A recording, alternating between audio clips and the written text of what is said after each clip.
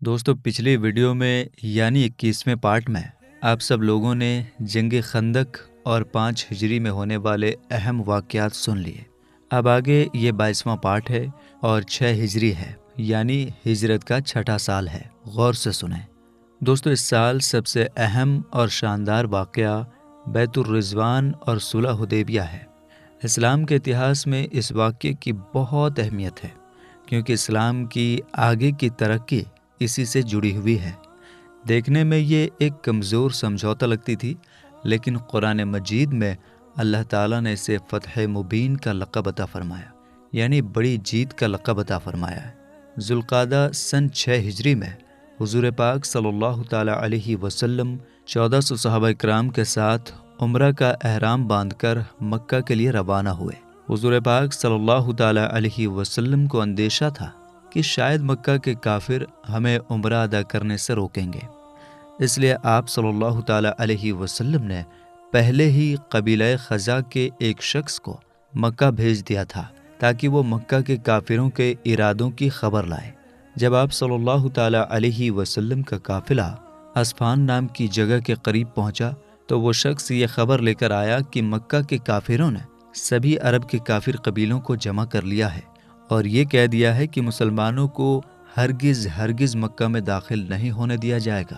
چنانچہ مکہ کے کافروں نے اپنے سبھی ساتھی قبیلوں کو جمع کر کے ایک بڑی فوج بنا لی ہے اور وہ مسلمانوں کا راستہ روکنے کے لیے مکہ سے باہر نکل کر بدلہ نام کی جگہ پر ٹھہر گئے۔ چنانچہ مکہ کے کافروں نے اپنے سبھی ساتھی قبیلوں کو جمع کر کے ایک بڑی فوج بنا لی اور وہ مسلمانوں کا راستہ روکنے کے لیے مکہ سے باہر نکل کر بدلہ نام کی جگہ پر ٹھہر گئے، اور خالد بن ولید اور ابو جہل کے بیٹے اکرمہ دونوں 200 چنے ہوئے سپاہیوں کے ساتھ غمین نامی جگہ تک پہنچ گئے۔ جب حضور پاک صلی اللہ تعالیٰ علیہ وسلم کو راستے میں خالد بن ولید کے سواروں کی گردن نظر آئی تو آپ صلی اللہ تعالیٰ علیہ وسلم نے شاہراہ سے ہٹ کر سفر شروع کر دیا اور عام راستے سے کٹ کر آگے بڑھے اور حدیبیہ نامی جگہ میں پہنچ کر پڑاؤ ڈالا، یعنی ٹھہرے۔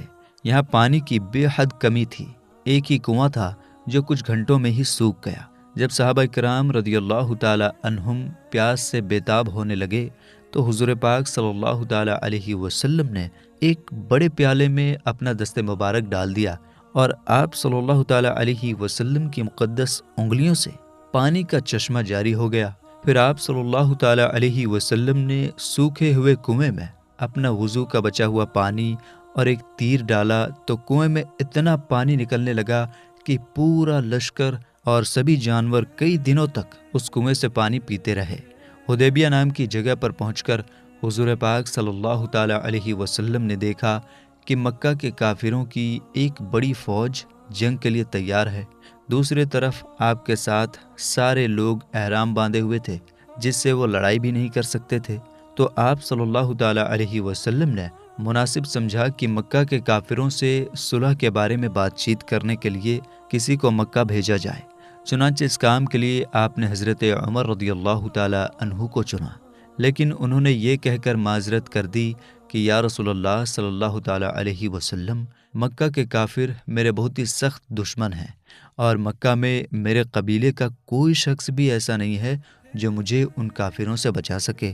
یہ سن کر آپ صلی اللہ تعالی علیہ وسلم نے حضرت عثمان رضی اللہ تعالی عنہ کو مکہ بھیجا۔ انہوں نے مکہ پہنچ کر مکہ کے کافروں کو حضور پاک صلی اللہ تعالی علیہ وسلم کی طرف سے صلح کا پیغام دیا۔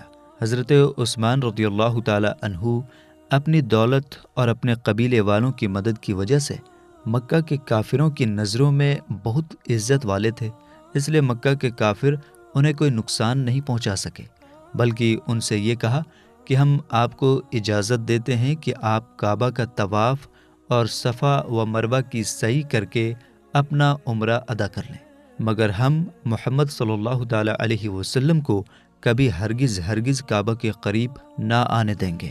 حضرت عثمان رضی اللہ تعالی عنہ نے انکار کر دیا اور کہا کہ میں بغیر رسول اللہ صلی اللہ تعالی علیہ وسلم کو ساتھ لیے کبھی ہرگز اکیلے اپنا عمرہ ادا نہیں کر سکتا۔ اس پر بات بڑھ گئی اور کفار نے آپ رضی اللہ تعالی عنہ کو مکہ میں روک لیا۔ مگر حدیبیہ کے میدان میں یہ خبر مشہور ہو گئی کہ کفار قریش نے ان کو شہید کر دیا۔ حضور پاک صلی اللہ تعالیٰ علیہ وسلم کو جب یہ خبر پہنچی تو آپ صلی اللہ تعالیٰ علیہ وسلم نے فرمایا کہ عثمان رضی اللہ تعالیٰ عنہ کے خون کا بدلہ لینا فرض ہے۔ یہ فرما کر آپ صلی اللہ تعالیٰ علیہ وسلم ایک ببول کے درخت کے نیچے بیٹھ گئے اور صحابہ کرام رضی اللہ تعالیٰ عنہم سے فرمایا کہ تم سب لوگ میرے ہاتھ پر اس بات کی بیعت کرو کہ آخری دم تک تم لوگ میرے وفادار اور جانثار رہو گے۔ سارے صحابہ کرام رضی اللہ تعالیٰ عنہم نے بہت ہی جوش اور اتساہ کے ساتھ اپنی جان قربان کرنے کا وعدہ کرتے ہوئے حضور پاک صلی اللہ تعالیٰ علیہ وسلم کے ہاتھ مبارک پر بیعت کر لی۔ یہی وہ بیعت ہے جس کا نام اسلام کے اتہاس میں بیعت الرضوان ہے۔ اللہ تعالیٰ نے اس بیعت اور اس درخت کا ذکر قرآن مجید کی سورہ فتح میں اس طرح فرمایا ہے کہ جس کا ترجمہ ہے، یقیناً جو لوگ اے رسول تمہاری بیعت کرتے ہیں وہ تو اللہ ہی سے بیعت کرتے ہیں، ان کے ہاتھوں پر اللہ کا ہاتھ ہے۔ اسی سورہ فتح میں دوسری جگہ ان بیعت کرنے والوں کی فضیلت اور ان کے اجر و ثواب کا قرآن مجید میں اس طرح خطبہ پڑھا کہ جس کا ترجمہ ہے، بے شک اللہ راضی ہوا ایمان والوں سے جب وہ درخت کے نیچے تمہاری بیعت کر رہے تھے تو اللہ نے جانا جو ان کے دلوں میں ہے، پھر ان پر اطمینان اتار دیا اور انہیں جلد آنے والی فتح کا انعام دیا۔ لیکن بیت الرضوان ہو جانے کے بعد پتہ چلا کہ حضرت عثمان رضی اللہ تعالیٰ عنہ کی شہادت کی خبر غلط تھی۔ وہ مکہ میں عزت کے ساتھ صحیح سلامت تھے اور پھر بنا کسی پریشانی کے حضور پاک صلی اللہ تعالیٰ علیہ وسلم کی خدمت میں واپس آ گئے۔ دوستو، حدیبیہ میں سب سے پہلا شخص جو حضور پاک صلی اللہ تعالیٰ علیہ وسلم کی خدمت میں حاضر ہوا وہ بدیل بن ورقہ خزاعی تھا۔ ان کا قبیلہ اگرچہ ابھی تک مسلمان نہیں ہوا تھا، مگر یہ لوگ حضور پاک صلی اللہ تعالیٰ علیہ وسلم کے دوست اور بہت ہی وفادار اور شبھ چنتک تھے۔ بدیل بن ورقہ نے آپ صلی اللہ تعالیٰ علیہ وسلم کو خبر دی کہ مکہ کے کافروں نے بڑی تعداد میں فوج جمع کر لی ہے اور فوج کے ساتھ راشن کے لیے دودھ والی اونٹنیاں بھی ہیں۔ یہ لوگ آپ سے جنگ کریں گے اور آپ کو خانہ کعبہ تک نہیں پہنچنے دیں گے۔ حضور پاک صلی اللہ تعالیٰ علیہ وسلم نے فرمایا کہ تم قریش کو میرا یہ پیغام پہنچا دو کہ ہم جنگ کے ارادے سے نہیں آئے ہیں اور نہ ہم جنگ چاہتے ہیں، ہم یہاں صرف عمرہ ادا کرنے کے غرض سے آئے ہیں۔ لگاتار لڑائیوں سے قریش کو بہت کافی جانی و مالی نقصان پہنچ چکا ہے، لہٰذا ان کے لیے بھی اچھا ہوگا کہ وہ لڑائی نہ کریں بلکہ مجھ سے ایک طے وقت کے لیے صلح کا سمجھوتا کر لیں اور مجھ کو اہل عرب کے ہاتھ میں چھوڑ دیں۔ اگر قریش میری بات مان لیں تو بہتر ہوگا، اور اگر انہوں نے مجھ سے جنگ کی تو مجھے اس ذات کی قسم جس کے قبضہ قدرت میں میری جان ہے کہ میں ان سے اس وقت تک لڑوں گا کہ میری گردن میرے بدن سے الگ ہو جائے۔ بدیل بن ورقہ آپ صلی اللہ تعالیٰ علیہ وسلم کا یہ پیغام لے کر مکہ کے کافروں کے پاس گیا اور کہا کہ میں محمد صلی اللہ تعالیٰ علیہ وسلم کا ایک پیغام لے کر آیا ہوں، اگر تم لوگوں کی مرضی ہو تو میں ان کا پیغام تم لوگوں کو سناؤں۔ قریش کے کافروں کے کچھ شرارتی نوجوان جن کا جوش ان کی سمجھ پر حاوی تھا شور مچانے لگے کہ نہیں، ہرگز نہیں، ہمیں ان کا پیغام سننے کی کوئی ضرورت نہیں ہے۔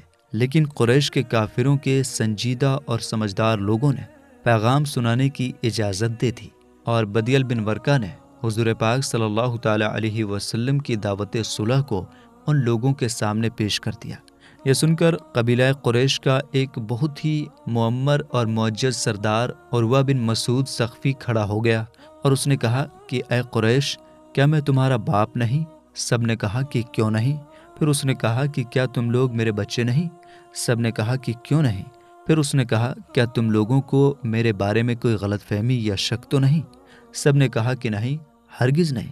اس کے بعد عروہ بن مسعود نے کہا کہ محمد صلی اللہ تعالیٰ علیہ وسلم نے بہت ہی سمجھداری اور بھلائی کی بات پیش کر دی، لہٰذا تم لوگ مجھے اجازت دو کہ میں ان سے مل کر معاملات طے کروں۔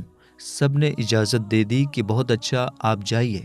عروہ بن مسعود وہاں سے چل کر حدیبیہ کے میدان میں پہنچا اور حضور پاک صلی اللہ تعالیٰ علیہ وسلم کو مخاطب کر کے یہ کہا کہ بدیل بن ورقہ کی زبانی آپ کا پیغام ہمیں ملا۔ اے محمد صلی اللہ تعالیٰ علیہ وسلم، مجھے آپ سے یہ کہنا ہے کہ اگر آپ نے لڑ کر قریش کو برباد کر کے دنیا سے نیست و نابود کر دیا تو مجھے بتائیے کہ کیا آپ سے پہلے کبھی کسی عرب نے اپنی ہی قوم کو برباد کیا ہے؟ اور اگر لڑائی میں قریش کا پلہ بھاری پڑا تو آپ کے ساتھ جو یہ لشکر ہیں، میں ان میں ایسے چہروں کو دیکھ رہا ہوں کہ یہ سب آپ کو اکیلا چھوڑ کر بھاگ جائیں گے۔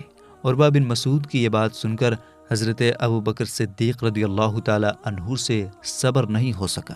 انہوں نے تڑپ کر کہا کہ اے عروہ، چپ ہو جا، اپنی دیوی لات کی شرمگاہ چوس، کیا ہم بھلا اللہ کے رسول صلی اللہ تعالی علیہ وسلم کو چھوڑ کر بھاگ جائیں گے؟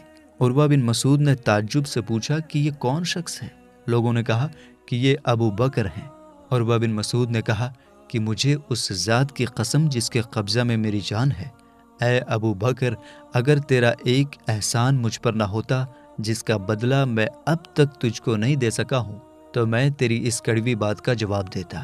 عروہ بن مسعود اپنے کو سب سے بڑا آدمی سمجھتا تھا، اس لیے جب بھی وہ حضور پاک صلی اللہ تعالی علیہ وسلم سے کوئی بات کہتا تو ہاتھ بڑھا کر آپ صلی اللہ تعالی علیہ وسلم کی ریش مبارک پکڑ لیتا تھا اور بار بار آپ صلی اللہ تعالی علیہ وسلم کی مقدس داڑھی پر ہاتھ ڈالتا تھا۔ حضرت مغیرہ بن شعبہ رضی اللہ تعالی عنہ جو ننگی تلوار لے کر حضور پاک صلی اللہ تعالی علیہ وسلم کے پیچھے کھڑے تھے، وہ عروہ بن مسعود کی اس بدتمیزی اور حرکت کو برداشت نہ کر سکے۔ عروہ بن مسعود جب ریش مبارک کی طرف ہاتھ بڑھاتا تو وہ تلوار کا قبضہ اس کے ہاتھ پر مار کر اس سے کہتے کہ ریش مبارک سے اپنا ہاتھ ہٹا لے۔ عروہ بن مسعود نے اپنا سر اٹھایا اور پوچھا کہ یہ کون آدمی ہے؟ لوگوں نے بتایا کہ یہ مغیرہ بن شعبہ ہیں۔ تو عروہ بن مسعود نے ڈانٹ کر کہا کہ اے دھوکے باز، کیا میں تیرے وعدہ توڑنے کی حرکت کو سنبھالنے کی کوشش نہیں کر رہا ہوں؟ یہ بات حضرت مغیرہ بن شعبہ رضی اللہ تعالی عنہ کے بارے میں تھی، جنہوں نے کچھ لوگوں کو مار دیا تھا اور عروہ بن مسعود نے ان کی وجہ سے ہونے والا معاوضہ اپنی طرف سے دیا تھا۔ یہ اسی کی طرف اشارہ تھا۔ اس کے بعد عروہ بن مسعود صحابہ کرام رضی اللہ تعالی عنہم کو دیکھنے لگا اور پورے لشکر کا جائزہ لے کر وہاں سے روانہ ہو گیا۔ حدیبیہ کے میدان میں صحابہ کرام رضی اللہ تعالی عنہم کی جو عجیب اور حیرت والی عقیدت اور محبت اس نے دیکھی، اس کا اس کے دل پر گہرا اثر ہوا۔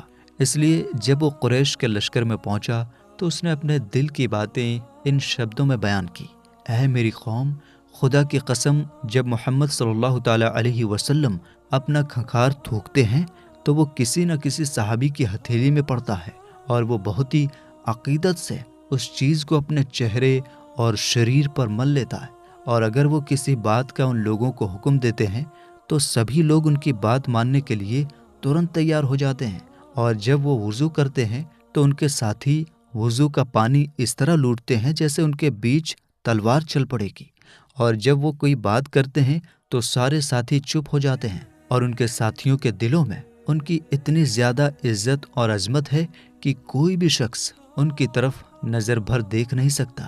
اے میری قوم، خدا کی قسم، میں نے بہت سے بادشاہوں کے دربار دیکھے ہیں، میں قیصر و کسریٰ اور نجاشی کے درباروں میں بھی جا چکا ہوں، مگر خدا کی قسم میں نے کسی بھی بادشاہ کے درباریوں کو اپنے بادشاہ کی اتنی عزت کرتے ہوئے نہیں دیکھا جتنے حضرت محمد صلی اللہ تعالی علیہ وسلم کے ساتھی ان کی کرتے ہیں۔ عروہ بن مسعود کی یہ باتیں سن کر قبیلہ بنی کنانہ کے ایک شخص نے، جس کا نام حسیل تھا، کہا کہ تم لوگ مجھ کو اجازت دو کہ میں ان کے پاس جاؤں۔ قریش نے کہا کہ ضرور جائیے۔ چنانچہ یہ شخص جب بارگاہ رسالت کے قریب پہنچا تو آپ صلی اللہ تعالی علیہ وسلم نے صحابہ رضی اللہ تعالی عنہم سے فرمایا کہ یہ فلاں شخص ہے اور یہ اس قوم سے تعلق رکھتا ہے جو قربانی کے جانوروں کی تعظیم کرتے ہیں، لہٰذا تم لوگ قربانی کے جانوروں کو اس کے سامنے کھڑا کر دو اور سب لوگ لبیک پڑھنا شروع کر دو۔ اس شخص نے جب قربانی کے جانوروں کو دیکھا اور احرام کی حالت میں صحابہ کرام رضی اللہ تعالی عنہم کو لبیک پڑھتے ہوئے سنا تو کہا کہ سبحان اللہ، بھلا ان لوگوں کو کس طرح مناسب ہے کہ بیت اللہ سے روک دیا جائے۔ وہ فوراً ہی پلٹ کر کفار قریش کے پاس پہنچا اور کہا کہ میں اپنی آنکھوں سے دیکھ کر آ رہا ہوں کہ قربانی کے جانور ان لوگوں کے ساتھ ہیں اور سب احرام کی حالت میں ہیں، لہٰذا میں کبھی بھی یہ رائے نہیں دے سکتا کہ ان لوگوں کو خانہ کعبہ سے روک دیا جائے۔ اس کے بعد ایک شخص قریش کے کافروں کے لشکر میں سے کھڑا ہو گیا، جس کا نام مرکز بن حفص تھا۔ اس نے کہا کہ مجھ کو تم لوگ وہاں جانے دو۔ قریش نے کہا تم بھی جاؤ۔ چنانچہ یہ چلا۔ جب یہ نزدیک پہنچا تو حضور پاک صلی اللہ تعالیٰ علیہ وسلم نے فرمایا کہ یہ مرکز ہے، یہ بہت ہی بدتمیز آدمی ہے۔ اس نے آپ صلی اللہ تعالیٰ علیہ وسلم سے گفتگو شروع کی۔ ابھی اس کی بات پوری بھی نہیں ہوئی تھی کہ اچانک سہیل بن عمرو آ گیا۔ اس کو دیکھ کر آپ صلی اللہ تعالیٰ علیہ وسلم نے خوشی کے طور پر یہ فرمایا کہ سہیل آ گیا ہے، لو اب تمہارا معاملہ سہل ہو گیا، یعنی آسان ہو گیا۔ چنانچہ سہیل نے آتے ہی کہا کہ آئیے ہم اور آپ اپنے اور آپ کے بیچ سمجھوتے کی ایک دستاویز لکھ لیں، ایک کاغذ لکھ لیں۔ حضور پاک صلی اللہ تعالیٰ علیہ وسلم نے اس کو منظور فرما لیا اور حضرت علی رضی اللہ تعالیٰ عنہ کو دستاویز لکھنے کے لیے بلایا۔ سہیل بن عمرو اور حضور پاک صلی اللہ تعالیٰ علیہ وسلم کے بیچ کافی دیر تک صلح کی شرطوں پر بات چیت ہوتی رہی۔ آخرکار کچھ شرطوں پر دونوں کا سمجھوتا ہو گیا۔ حضور پاک صلی اللہ تعالیٰ علیہ وسلم نے حضرت علی رضی اللہ تعالیٰ عنہ سے ارشاد فرمایا کہ لکھو بسم اللہ الرحمن الرحیم۔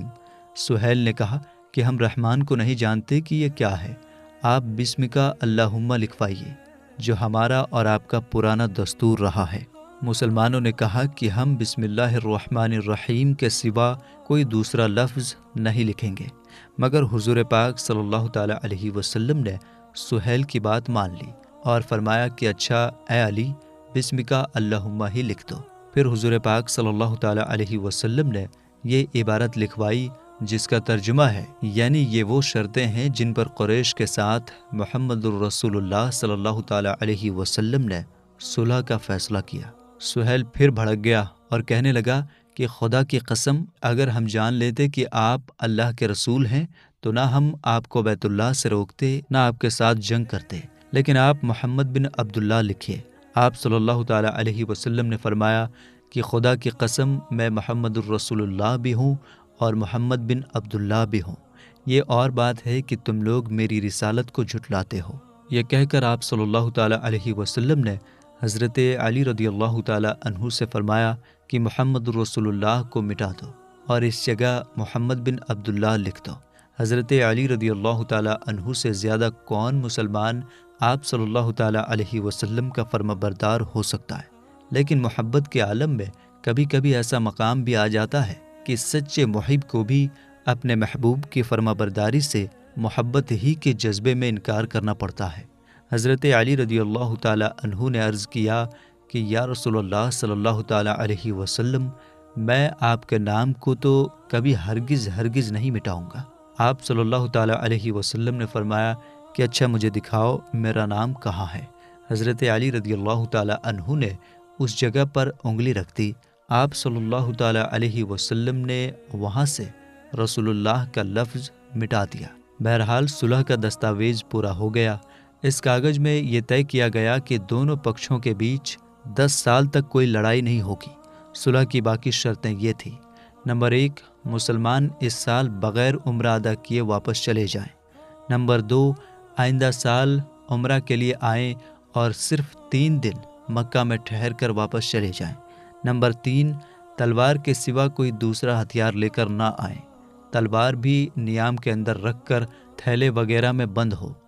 نمبر 4، مکہ میں جو مسلمان پہلے سے مقیم ہیں ان میں سے کسی کو اپنے ساتھ نہ لے جائیں، اور مسلمانوں میں سے اگر کوئی مکہ میں رہنا چاہے تو اس کو نہ روکیں۔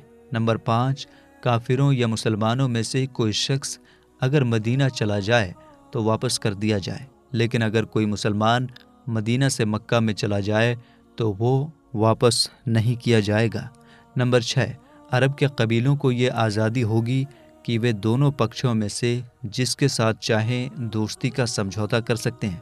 یہ شرطیں صاف طور پر مسلمانوں کے خلاف تھیں اور صحابہ کرام رضی اللہ تعالیٰ عنہم کو ان پر بہت ناراضگی ہو رہی تھی، لیکن وہ حضور صلی اللہ تعالیٰ علیہ وسلم کے حکم کے خلاف کچھ کہنے میں مجبور تھے۔ میرے دوستو، اس سے آگے کا واقعہ آپ اگلے پارٹ میں انشاءاللہ تعالیٰ سنیں گے۔ فی الحال کی اس ویڈیو میں اتنا ہی۔ السلام علیکم، اللہ حافظ۔